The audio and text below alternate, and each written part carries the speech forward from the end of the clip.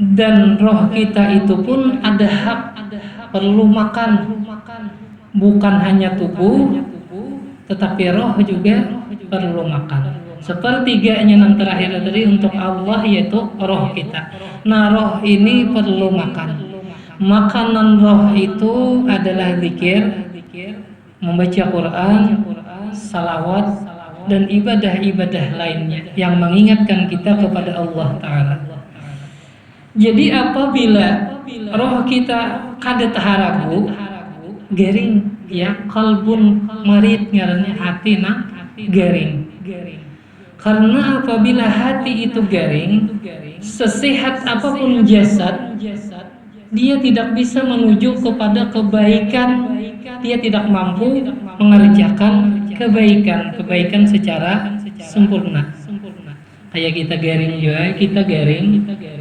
Lalu ada kawa sembahyang berdiri, berduduk. Ada kawa berduduk, berapa? Kayak itu juga hati, walaupun tubuhnya sehat, tetapi hati apabila garing, maka apapun juga ibadah itu akan terasa berat. Kita garing lancar, sembahyang tuh petunduk sakit kepala. Kayak itu juga apabila hati garing, ibadah itu akan terasa berat. Jadi kalbun marid ini hati yang garing. Dan salah satu obat daripada hati yang garing itu yaitu menuntut ilmu.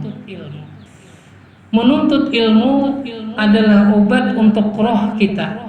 Di antara obat lain atau makanan lain, kalau makanannya zikir, salawat, membaca Quran, ibadah dan lain sebagainya. Kalau obatnya mengobati hati atau roh yang garing itu menuntut ilmu. Ada orang berkisah, kalau nih aja bila menuntut ilmu asa disinggung orang terus. Jalan kenapa? Hija asa disambut orang terus. Nah, jalan menuntut ilmu atau mengobati roh, mengobati hati itu sama lawan mengobati jasad kita. Kita garing perlu disuntik. Kita garing perlu minum obat. Contoh umpamanya kita patah tangan, lalu berurut.